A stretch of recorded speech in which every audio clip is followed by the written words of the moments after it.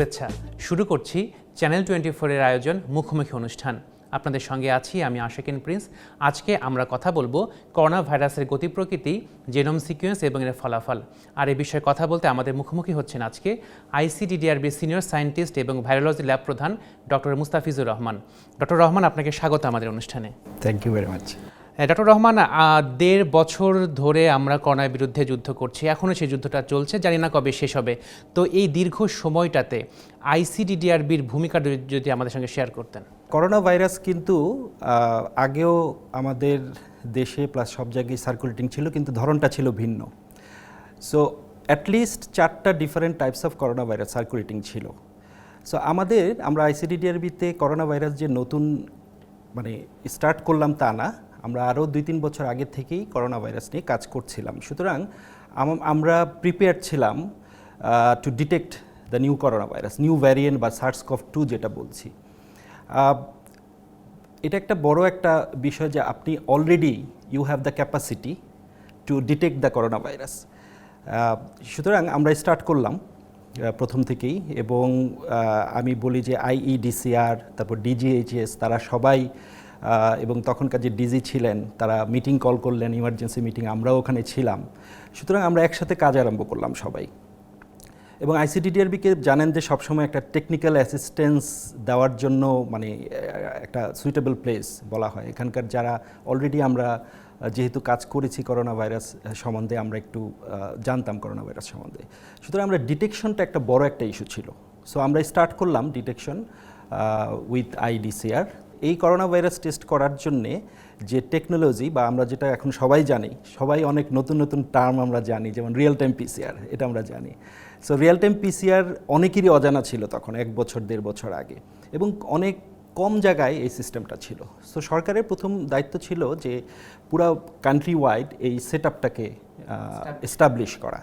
So সেখানে আমাদের একটা বড় ভূমিকা ছিল। আমরা অলরেডি মোর দেন 40 ডিস্ট্রিক্ট গিয়েছি, সেখানে আমরা হাতে কলমে শিখিয়েছি। প্রথম দিকে সমস্যা ছিল কি, একজন একটা মেথড হয়তো ইউজ করতো, কিন্তু আমরা চাচ্ছিলাম যে সবাই একটা স্পেসিফিক যেটা স্ট্যান্ডার্ড মেথড সেটা ইউজ করুক। সুতরাং IDCR আমরা মিলে এই কাজটা সমাধান করি। দেন আমরা সেকেন্ড যেটা বলবো যে ICDDRB continuing supporting the testing facility also, কারণ শুধু ক্যাপাসিটি বিল্ডিং না, আমাদের এখানেও যে টেস্ট হচ্ছে, বিকজ আমরা যারা টেস্ট করতে পারছেন না সব ডিস্ট্রিক্টে কিন্তু আপনি টেস্টিং করতে পারছেন না। সুতরাং ওই স্যাম্পলগুলো আসা আরম্ভ করলো আমাদের এখানে IDCR প্লাস অন্যান্য ঢাকায় যারা কেপেবল ছিল তাদের কাছে। প্রথম দিককার কথা বলছি। তখন আমাদের যে ক্যাপাসিটি ছিল সেটাকে বাড়ানো লাগবে। তো আমরা কি করলাম, একেবারে টোটাল আমাদের যে ভাইরোলজি ল্যাব ওইটার মতোই একটা স্পেস আমরা আইডেন্টিফাই করলাম ইন আইসিডিডিআরবি, এবং আমরা এক্সপ্যান্ড করলাম, 2 গুণ 3 গুণ যাতে আমরা টেস্ট করতে পারি, যেটা আগে আমাদের ক্যাপাসিটি। কিন্তু সেই পরিমাণ কি আপনাদের ম্যান পাওয়ার ছিল প্রথম দিকে? ম্যান পাওয়ার আমাদের আসলে অন্যান্য যেসব প্রজেক্ট ছিল ওই প্রজেক্টগুলো তো স্টপ হয়ে গেল, কারণ you can not go outside to do the research. সুতরাং ওই ল্যাবের যারা অন্য প্রজেক্টে ছিল, যেহেতু ওই প্রজেক্টগুলো বন্ধ, সুতরাং অসুবিধা হয় না আমাদের স্টাফ যারা আছে দে আর ফ্যামিলিয়ার উইথ দিস, এবং তারা এফিশিয়েন্টলি কাজ করে যাচ্ছিল। আমাদের দরকার ছিল যে expansion, more PCR machine, more space, more biosafety cabinet, এগুলি দরকার ছিল, কারণ you have to maintain the biosafety একটা বড় ইস্যু কিন্তু, কারণ আমি কাজ করতে গিয়ে যদি আমি ইনফেক্টেড হয়ে যাই, ইট ইজ নট গুড। হ্যাঁ, সুতরাং আমাদের ওই এক্সপেনশনটা আমরা 2 উইকসের মধ্যে আমরা ডাবল এবং I think 3 times more capability অর্জন করলাম। এবং আমরা কিন্তু ঢাকা শহরের অনেকগুলো যে ব্র্যাক বুথ সেন্টার যেগুলো, সেখান থেকে আমরা স্যাম্পল পাই, প্রতিদিনই 300-400 স্যাম্পল আমরা পাচ্ছি। প্লাস আমাদের জন্য স্পেসিফিক ডিস্ট্রিক্ট সেট করে দেওয়া হলো যে ওখানে সিস্টেম যেহেতু নাই রিয়েল টাইম PCR, আমাদের এখানে আসবে। সো আমরা ওই স্যাম্পলগুলো টেস্ট করছি। সুতরাং পার ডে অ্যাটলিস্ট এখন যেহেতু এরকমও হয়েছে যে পার ডে 1000 স্যাম্পল আমরা করেছি, আমাদের ক্যাপাসিটি আছে, বাট এখন আমরা 500 পার ডে আমরা টেস্ট করছি। তো আপনারা কি ডেইলি টেস্টিং রেজাল্টটা কি ডেইলি দিতে পারেন? ধরেন আজকে আমাদের যে স্যাম্পলটা আসে সেটা নর্মালি বিকেলের দিকে আসে, কারণ সারাদিন স্যাম্পল কালেক্ট করে তারপর বিকেল রাত্র হয়ে যায় অনেক সময়। সো আমাদের এখানে স্যাম্পল রিসিভ করার জন্য সিস্টেম আছে, আমরা স্যাম্পল রিসিভ করি এবং নেক্সট ডেতেই আমরা করি, এবং নেক্সট ডেতেই রেজাল্টটা আমরা ডিজিএইচএসের যে ওয়েব বেসড যে ডেটা বেস যেটা আছে সেখানে আমরা আপলোড করে দিই। অর্থাৎ 24 ঘন্টার মধ্যে আপনারা 24 ফলাফল দিতে ঘন্টার পারেন। মধ্যে। যে আপনি বলছিলেন যে আরটিপিসিআর এবং র্যাপিড অ্যান্টিজেনের কথা, তো এই দুটা নিয়ে অনেক আলোচনা সমালোচনা ছিল। এখন র্যাপিড অ্যান্টিজেন টেস্ট কিটটা ব্যবহার করা হচ্ছে, তো এই সুবিধা অসুবিধাটা যদি আমাদের সঙ্গে শেয়ার করেন। র্যাপিড অ্যান্টিজেন টেস্টের সুবিধাই বেশি আমি মনে করি, কারণ হচ্ছে যে রিয়েল টাইম পিসিআর, আজকে আমার একটু আগে কথা হচ্ছিল একটা ল্যাবের সাথে, উত্তরবঙ্গের একটা ল্যাব। সো তারা প্রতিদিন 500 স্যাম্পল তারা রিসিভ করছে, আর তারা আসলে করতে পারে হচ্ছে 188 স্যাম্পলস পার ডে। সুতরাং 300 স্যাম্পল কিন্তু আনডায়াগনোসড থেকে যাচ্ছে। এখন আপনি যদি 500 টেস্ট করতে যান তাহলে অ্যান্টিজেন টেস্ট, যেটা খুবই সোজা, অনলি আপনি অ্যান্টিজেন টেস্টে যে স্যাম্পলটা আমরা নেই নর্মালি নাসোফ্যারিঞ্জিয়াল সোয়াব যেটা নেই, সেটা নিয়ে জাস্ট আপনি একটা ছোট একটা প্লাস্টিকের একটা কিট থাকে, ওখানে আপনি জাস্ট ওটা দিবেন, এটা অল্প সময়ের মধ্যে উইদিন 10-15 মিনিটসের মধ্যে আপনি রেজাল্ট পেয়ে যাচ্ছেন। এখানে সুবিধা হচ্ছে যে আপনি অনেক টেস্ট করতে পারবেন ফর শিওর। আরেকটা হচ্ছে যে ইমিডিয়েটলি আপনি বলতে পারছেন কে পজিটিভ কে নেগেটিভ, এবং তাকে আপনি আলাদা করে ফেলছেন। বাট রিয়েল টাইম পিসিআর অনেক সময় কি হয় যে আমরা হয়তো 24 আওয়ার্স বা 48 আওয়ার্স বলি, অনেক সময় যে 48 আওয়ার্স একটু হাতে আমরা সময় রাখি, because sometimes you need to do the duplication অথবা রিপিট টেস্ট করতে হয়, অনেক সময় কনফিউশন থাকে, এই জন্য 48 আওয়ার্স বলি। কিন্তু ঢাকার বাইরে যাদের ক্যাপাসিটি কম, তারা কিন্তু আরও বেশি সময় ওয়েট করতে হয়, 2 দিন 3 দিন 4 দিন ওয়েট করতে হয়। এই সময়ের মধ্যে যারা পজিটিভ তারা কিন্তু অলরেডি স্প্রেড করে ফেলে। সুতরাং আপনি ইমিডিয়েট আইডেন্টিফাই করার জন্য এটা একটা ভালো কিট। এটার একটাই অসুবিধা, সবাই যেটা বলছে, সেন্সিটিভিটি হচ্ছে যে আপনি পজিটিভ যারা তাদেরকে কত ভালোভাবে ধরতে পারছেন, মানে আপনি কি মিস করছেন কিনা। মনে করেন একজন পজিটিভ ছিল, অ্যান্টিজেনে নেগেটিভ আসছে। একটু জানতে যাচ্ছে, অনেকের তো করোনার সিমটম আছে কিন্তু র্যাপিড অ্যান্টিজেন টেস্টে হয়তো বা নেগেটিভ আসলো, পজিটিভ আসলো না, তখন সেই ব্যক্তি কি করবেন? যেটা করা উচিত সেটা হচ্ছে যে ফার্স্টে আপনি অ্যান্টিজেন টেস্ট করবেন সবাইকে। ধরেন 100 জন লোক আছে, আপনি অ্যান্টিজেন টেস্ট করলেন, আপনার 20 জন পজিটিভ আসলো, কিন্তু বাকি যে 80 জন ইউ আর নট শিওর যে তারা আসলেও নেগেটিভ। ওই নেগেটিভ কেসগুলোকে আপনি তখন রিয়েল টাইম পিসিআর করবেন। বেশি বেশি টেস্ট যদি করতে চান বা আপনি ইমিডিয়েটলি ট্রান্সমিশনটা আপনি রিডিউস করতে চান, তাহলে অ্যান্টিজেন টেস্টের বিকল্প নাই। আপনি বলছিলেন যে আপনারা ডেইলি 1000 করোনা নমুনা পরীক্ষা করতে পারেন, কিন্তু সেটি এখন 500তে 300তে নেমে এসেছে। এই চিত্রটা কিন্তু শুধু আপনাদের না, পুরো বাংলাদেশেই টেস্টিং ক্যাপাসিটি আছে কিন্তু টেস্ট হচ্ছে না। এটা হচ্ছে না কেন, বাড়ানোর উপায়টা কি আসলে? এটা আসলে সিনারিওটা different in Dhaka and outside. হ্যাঁ, এখনকার কথা বলছি, প্রেজেন্ট সিচুয়েশন। ঢাকায় কিন্তু আমরা গত অনেক দিন যাবতই 5%-এর নিচে পাচ্ছিলাম টোটাল পজিটিভিটি। এখন হয়তো একটু বেড়েছে, তারপরেও বিলো 10, আই থিঙ্ক 10-এর নিচেই আছে ঢাকায় কম। কারণ কি, ঢাকায় আমরা অলরেডি মার্চ এপ্রিলে একটা সেকেন্ড ওয়েভ কিন্তু একটা গিয়েছে। তো সেকেন্ড ওয়েভ যাওয়ার কারণে আমি মনে করি যে আমরা অলরেডি ন্যাচারালি অনেকেই ইনফেক্টেড হয়ে গেছি। আপনি জানেন যে গত বছর অক্টোবরের দিকে একটা স্টাডি রেজাল্ট আমরা মানে আইডিসিআরের সাথে একসাথে এটা ডিসেমিনেশন হয়েছিল। সেখানে আমরা বলেছিলাম যে ঢাকা শহরের 40%-50%-এর মতো অলরেডি তাদের অ্যান্টিবডি আছে। আমরা অ্যান্টিবডি টেস্ট করি, ওটা ট্রান্সমিশন স্টাডি ছিল একটা, আমাদের গভর্নমেন্ট এবং আইসিডিডিআরবি একসাথে ওটা করেছে। সো ওখানে যদি তাই হয়, এবং লাস্ট এই যে অক্টোবরের পরে 6 মাস 7 মাসের মধ্যে আমরা তো অনেকেই আবার ইনফেক্টেড হয়েছি। সো ন্যাচারাল ইনফেকশন হোক আর ভ্যাকসিন দিয়েই হোক, আমাদের অ্যান্টিবডি কিন্তু প্রডিউস হয়। সো ঢাকা শহরে যেহেতু একটা ওয়েভ চলে গেছে, আমি মনে করি যে অনেকেই অলরেডি এক্সপোজ হয়েছে এবং এটা অনেক বেশি। এই কারণে আমাদের এখানে কারণ হচ্ছে যে একবার যদি আপনি এক্সপোজ হন, নেক্সট টাইম এক্সপোজ হওয়ার সম্ভাবনা কম। হবেন না তা না, আপনি ভ্যাকসিন নিলেও আবার হতে পারেন, বাট সম্ভাবনা অনেক কম থাকে। আরেকটা জিনিস হচ্ছে খুব সিভিয়ারিটিটা অনেক কম থাকে। আপনি হসপিটাল পর্যন্ত যাবেন না হয়তো। আপনি যদি ভ্যাকসিন নিয়ে থাকেন, আপনি যদি ইনফেক্টেডও হন, তাহলে এটা মাইল্ড হবে। সো ঢাকার সিচুয়েশন আমি মনে করি এটা, কিন্তু ঢাকার বাইরে যে সিচুয়েশনগুলো একটু বেশি খারাপ আসলে। এখনকার 40-50% পাচ্ছেন। সুতরাং ওখানে আপনি যেটা প্রশ্ন করছিলেন যে কিভাবে আমাদের বাড়াতে পারি, বাড়ানো উচিত মানে আমাদের আসলে রিয়েল টাইম পিসিআর যেটা, এটা তো ফিক্সড যে আপনার 10টা ল্যাব আছে, 10টা ল্যাব 2000 স্যাম্পল করতে পারবে বা 20,000 স্যাম্পল করতে পারবে। সুতরাং অ্যান্টিজেন টেস্টটা খুব বেশি বেশি করে ইউজ করা উচিত এখন। আমার যদি বেশি টেস্ট করি তাহলে আমি ট্রু পিকচারটা পাবো। তো এখন মনে হচ্ছে যে 20-25% যেটা আমরা দেখছি যে গভর্নমেন্ট টোটাল মানে বাংলাদেশের যেই সিনারিও সেই হিসেবে ওরকমই আছে, এবং এটা খুব বেশি দিন থাকবে না আশা করি, কারণ অনেকেই এক্সপোজ হচ্ছে, এটা ডাউনের দিকে যাবে। আপনি সেকেন্ড ওয়েভের কথা বলছিলেন, কিন্তু আমরা ইদানিং দেখছি যে এই রেটটা কিন্তু বেড়ে গিয়েছে, মৃত্যু হারও বেড়ে গিয়েছে। তাহলে কি আমরা কি আশঙ্কা করছি যে থার্ড ওয়েভের দিকে যাচ্ছি কিনা আমরা?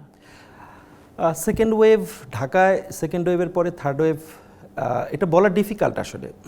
এটা হতে পারে একমাত্র যদি আপনার ভ্যারিয়েন্টটা ওরকম সিভিয়ারলি আপনাকে অ্যাটাক করে। তার মানে হচ্ছে যে আপনার অ্যান্টিবডি আছে, তারপরেও ভ্যারিয়েন্টের কিছু গুণ থাকে, ওই গুণ দিয়েই সে আপনাকে ডিফিট করবে। তো ওটা যদি হয় তাহলে অবশ্যই থার্ড ওয়েভ হতে পারে। আসলে বাংলাদেশে এখন কোন ভ্যারিয়েন্টটা প্রিভেল করছে, আপনাদের স্টাডি কি বলছে? ভ্যারিয়েন্ট কোন প্রিভ্যালেন্ট এখন, তার চেয়ে বরঞ্চ আমি একটু ইন্ট্রোডাকশন যাই। সেটা হচ্ছে যে ভ্যারিয়েন্ট আসলে কি। ভ্যারিয়েন্ট হচ্ছে যে ভাইরাস কিন্তু প্রতিনিয়ত চেঞ্জ হয় কেন? কারণ তার টিকে থাকতে হবে। সো আমাদের যে ভ্যারিয়েন্টের যেই কনসার্নগুলো আসছে, আমরা দুইটা টার্ম ইউজ করি, একটা হচ্ছে ভ্যারিয়েন্ট অফ কনসার্ন আর একটা হচ্ছে ভ্যারিয়েন্ট আন্ডার ইনভেস্টিগেশন। এখন ভাইরাস যে প্রতিদিন মোর দেন হান্ড্রেডস অফ চেঞ্জড অথবা ভ্যারিয়েন্টস আমরা যদি বলি, ওটা হচ্ছে প্রতিদিনই, কিন্তু সবগুলো কিন্তু আপনার ভ্যারিয়েন্ট অফ কনসার্ন হয় না। কেন হয় না? কারণ তাদের কিছু যোগ্যতা অর্জন করতে হয়। সেই যোগ্যতাগুলো কি কি? নাম্বার 1 হচ্ছে এটা ট্রান্সমিশনটা অনেক বেশি হবে। নাম্বার 2 হচ্ছে এটা সিভিয়ার হবে। নাম্বার 3 হচ্ছে আপনার যদি অ্যান্টিবডি থাকে বা আপনি যদি ভ্যাকসিনেটেড হন, সেটাকেও সে এসকেপ করবে। এই 3টা গুণ যাদের মধ্যে আছে তারাই কিন্তু ভ্যারিয়েন্ট অফ কনসার্ন হয়ে যায়, এবং দেখবেন যে তারাই অনেক বেশি ছড়ায়, তারা বেশি সিভিয়ার ডিজিজ করে, হসপিটালাইজেশন কারণ হয়ে দাঁড়ায়, এবং যারা অলরেডি ভ্যাকসিন নিয়েছে তাদেরকেও ইনফেক্ট করতে পারে।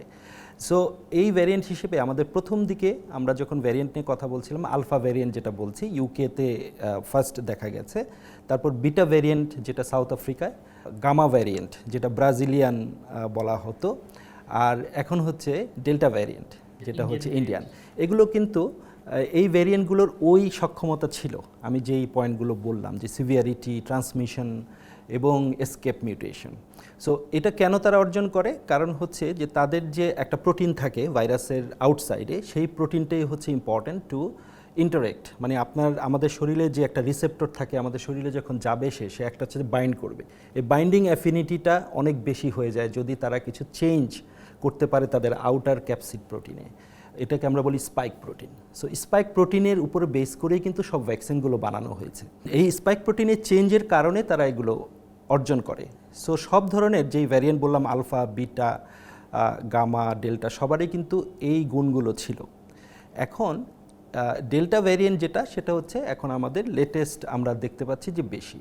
সো আমরা যখন ভ্যারিয়েন্ট সার্ভিলেন্স বা ভ্যারিয়েন্টের যে কনসার্ন যখন স্টার্ট হলো, maybe at the end of December, তখন থেকেই আমরা স্টার্ট করলাম যে আমরা দেখি যে আমাদের বাংলাদেশে কোন ভ্যারিয়েন্ট সার্কুলেটিং। জানুয়ারির ফার্স্টে আমরা প্রথম আইডেন্টিফাই করলাম যে আলফা ভ্যারিয়েন্ট বা ইউকে ভ্যারিয়েন্ট যেটা বলি। তো জানুয়ারির পরে এটা বাড়তে থাকলো, এবং জানুয়ারি ফেব্রুয়ারিতে আরও বেশি বাড়লো ইউকে ভ্যারিয়েন্ট, এবং আগের যেই ভ্যারিয়েন্ট ছিল যেটাকে আমরা উহান লাইক বলি, মানে মূল যেটা আর কি প্রি এক্সিস্টিং যেটা ছিল, সেটাকে সরিয়ে দিয়ে সে আস্তে আস্তে বাড়তে থাকলো, এবং মার্চের দিকে গিয়ে সে 50% আমরা পাচ্ছিলাম যে ইউকে ভ্যারিয়েন্ট বা আলফা ভ্যারিয়েন্ট বেশি ছিল। এবং ড্রামাটিক একটা চেঞ্জ হলো যখন সাউথ আফ্রিকান ভ্যারিয়েন্ট বাংলাদেশে আসলো। বাংলাদেশে এটা আসলো মার্চের থার্ড উইকের দিকে। তখন এটা সমস্ত অন্যান্য উহান লাইক, তারপর ইউকে, সবগুলোকে সরিয়ে দিয়ে সে প্রিডোমিনেন্ট হয়ে গেল, এবং আমরা সাউথ আফ্রিকান বা বিটা ভ্যারিয়েন্ট যেটা বলছি। সো বিটা ভ্যারিয়েন্ট হয়ে গেল একেবারে ডোমিনেটিং, এবং এইটা মোর দেন 90% আমরা পাচ্ছিলাম। লেটেস্ট যেটা ডেটা আমাদের লাস্ট উইক অফ মে এবং ফার্স্ট উইক অফ জুন, আমরা আসলে যেগুলো পজিটিভ পাই সেখানে ব্যাচে আমাদের সিকোয়েন্সিংটা করতে হয়। সো এই লেটেস্ট যে ডেটা, সেই ডেটা অনুযায়ী আমাদের 68% হচ্ছে ইন্ডিয়ান ভ্যারিয়েন্ট আমরা পেয়েছি। এটা কি ঢাকা শহরে নাকি পুরো বাংলাদেশে? শুধু ঢাকা শহরে না, বাইরের কিছু স্যাম্পল ছিল, বিকজ আমরা একটা হসপিটাল বেসড আমাদের একটা সার্ভিলেন্স আছে, ওখান থেকেও আমাদের স্যাম্পল আসে। সুতরাং এটা মিক্সড, কিন্তু ঢাকারই বেশি স্যাম্পল। সো ওখানে 68% ছিল ইন্ডিয়ান ভ্যারিয়েন্ট, দেন সাউথ আফ্রিকান ভ্যারিয়েন্ট, ওটা ছিল ধরেন 22%-এর মতো, আর নাইজেরিয়ান ভ্যারিয়েন্টও ছিল আমাদের, নাইজেরিয়ান বা ইটা ভ্যারিয়েন্ট বলে এখন আর কি। সো ওইটা হচ্ছে 12%। ভবিষ্যতে এই করোনা ভাইরাসটা কীরকম অ্যাটিটিউড করবে মানব দেহের উপরে, তো এটি কি আসলে জেনোম সিকোয়েন্সের মাধ্যমে জানা যায়? জেনোম সিকোয়েন্সিংয়ের মাধ্যমে আমরা আসলে ইনফরমেশনটা দিতে পারি যে কি চেঞ্জটা হচ্ছে। তো লাস্ট 1 বছরের বা 1.5 বছরের যদি আপনি জেনোম সিকোয়েন্স ডেটা অলরেডি আমাদের জানেন যে গিসাইড ডেটাবেস যেখানে আছে, আমাদের বাংলাদেশ থেকে অলরেডি মোর দেন 1600 কমপ্লিট জেনোম সিকোয়েন্স ওখানে আছে। তো এগুলো অ্যানালাইসিস করে আপনি তো অবশ্যই দেখতে পারবেন যে কিভাবে এটা চেঞ্জ হচ্ছে, এবং ওই ইনফরমেশনের বেসিসে আপনাকে ডিসিশন নিতে হবে। যেমন ধরেন, আমি যদি এখন জেনোম সিকোয়েন্সিংয়ের মাধ্যমে দেখি যে একটা স্পেসিফিক ভ্যারিয়েন্ট, নতুন একটা ভ্যারিয়েন্ট, ধরেন ইন্ডিয়ানের পর ইন্ডিয়া কি শেষ, ডেল্টা শেষ তা না, এরপর আরেকটা ভ্যারিয়েন্ট আসতে পারে। সো ওই ভ্যারিয়েন্টটা দেখা গেল যে একটা স্পেসিফিক এরিয়ায় আপনার খুব বেশি দেখা যাচ্ছে। সুতরাং আপনি কি করবেন, পলিসি মেকার যারা আছে তারা ওখানে হয়তো লকডাউন দিবেন, ওখানে হয়তো এক্সট্রা মেজার নেবেন, যেগুলি কি বলে যে নন ফার্মাসিউটিক্যাল ইন্টারভেনশন আমরা বলি আর কি। সো ভ্যাকসিন তো আসলে খুব তাড়াতাড়ি আমরা শেষ করতে পারবো না, কারণ আমেরিকায়ও কিন্তু ওরা বলছে যে জুলাইয়ের মধ্যে হয়তো যারা এলিজিবল তাদেরকে ওরা ম্যাক্সিমাম কাভার করবে 80%-এর মতো। তো বাংলাদেশে কি এটা সম্ভব? বাংলাদেশে তো সময় লাগবে আমাদের। সো আরও 2 বছর লাগবে সবাইকে ভ্যাকসিনেট করতে। এর মধ্যে ইন দ্য মিন টাইম আমাদের কিন্তু নন ফার্মাসিউটিক্যাল যেই ইন্টারভেনশনগুলো ওগুলো অবশ্যই মানতে হবে, মানে ঢিলা দিলে চলবে না, আমাদের আর সবাইকেই মেনটেন করতে হবে। ডক্টর রহমান, আপনারা তো জেনোম সিকোয়েন্স করছেন, অনেকেই করছেন, সেটা ক্ষুদ্র ক্ষুদ্র জায়গা থেকে, হসপিটাল বেসড অথবা কমিউনিটি বেসড, কিন্তু সারা দেশব্যাপী একসাথে এরকম করার কোনো পরিকল্পনা আপনাদের আছে কি না? হ্যাঁ, এই পরিকল্পনা আমাদের আসলে যখন থেকেই ভ্যারিয়েন্ট অফ কনসার্ন পাওয়া যাচ্ছিল তখন থেকেই আমাদের প্ল্যান ছিল। তো আমরা আইডিসিআর, তারপর সিএইচআরএফ যেটা ডক্টর সমীর কুমার সাহা, আমরা একসাথে, এবং ডক্টর কাদরি, আমরা একসাথে চিন্তা করলাম যে যদি একটা ন্যাশনাল নেটওয়ার্ক করা যায় বা ন্যাশনাল কনসোর্টিয়াম করা যায়, যাদের ক্যাপাসিটি আছে তারা যদি একটা উদ্যোগ নেই তাহলে এটা ভালো হবে। এবং গেটস ফাউন্ডেশন এগিয়ে আসলো আমাদের ফান্ডিং করার জন্যে, এবং লাস্ট 3 মান্থস আমরা অনেক কাজ করেছি, আমরা সেট আপ করেছি সব কিছু, এবং আমরা আসলে স্যাম্পল সিকোয়েন্সিং আরম্ভ করব maybe from the next month, জুলাইয়ের 1st থেকে আরম্ভ করব। কিন্তু এর আগে কিছু কাজ আপনাকে করতে হবে, যেমন ধরেন যে কিভাবে কাজটা করবেন, স্ট্র্যাটেজি কী, সেগুলো নিয়ে প্রচুর মিটিং করতে হয়, অনেক কিছু। সো ওই ডকুমেন্টগুলো আমরা তৈরি করছি, এবং হোপফুলি আমরা নেক্সট মান্থ থেকেই এই সার্ভেলেন্সটি স্টার্ট করতে পারবো। এবং এটা খুবই জরুরি এই কারণে যে আপনি তখন আমাদের প্ল্যানে পুরা বাংলাদেশের রিপ্রেজেন্টেটিভ স্যাম্পল আপনি তখন পাবেন। তখন আমরা এখন যেমন ধরেন যে আপনি যদি বর্ডারিং এরিয়ায় যদি করেন, অনলি ওই ডিস্ট্রিক্টগুলোতে যদি করেন, আপনি 95% ইন্ডিয়ান ভ্যারিয়েন্ট পাবেন, সেটা খুবই স্বাভাবিক। কিন্তু what about Sylhet, what about Chittagong, what about Dhaka? সুতরাং আপনি তখন ন্যাশনাল সার্ভেলেন্স, যেটা জেনোমিক সার্ভেলেন্স আমরা বলছি, ন্যাশনালি রিপ্রেজেন্টেটিভ স্যাম্পল থাকলে আপনি ট্রু ডেটাটা পাবেন। এরকম কতগুলো স্যাম্পল আপনাদের নেওয়ার পরিকল্পনা? আমরা নেক্সট 10 মান্থসে, মানে 1 বছরের একটা প্রজেক্ট আমরা চিন্তা করছি, নেক্সট 10 মাসে আমরা 1800 স্যাম্পল টোটাল কালেক্ট করব।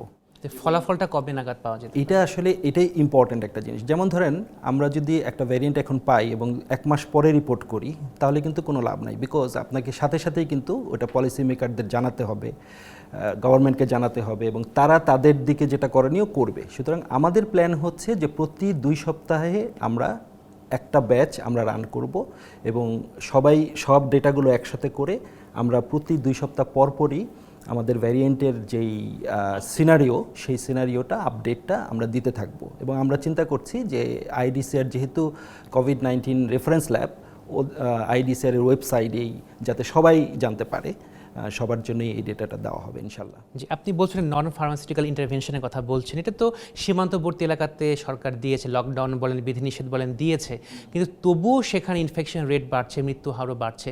তো এটা হচ্ছে কেন আসলে? এটার মেইন কারণ হচ্ছে যে অ্যাসিম্পটোমেটিক ইনফেকশন। তার মানে আমি ইনফেক্টেড, আমি জানি না আমি পজিটিভ কি নেগেটিভ, কারণ আমার মধ্যে কোনো রকম সিমটম নাই, কিচ্ছু নাই, কিন্তু আমি ক্যারিয়ার। কিন্তু ক্যারিয়ার। এটা হচ্ছে এই ভাইরাসের সবচেয়ে বড় অস্ত্র, যে হিডেন থাকবে। আপনি যদি কম্পেয়ার করেন, নিপা ভাইরাস নাম শুনেছেন, ইবোলা শুনেছেন, এগুলো কিন্তু ডেঞ্জারাস ভাইরাস, কিন্তু ওগুলোর এরকম প্যান্ডেমিক হয় না কেন?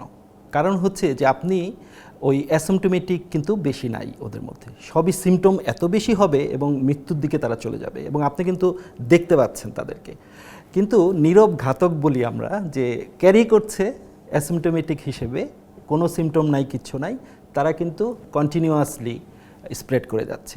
এই ভাইরাসের ক্ষেত্রে প্যান্ডেমিক হওয়ার জন্য এটা একটা বড় একটা গুণ একটা ভাইরাসের, যে প্যান্ডেমিক হয়ে যাবে।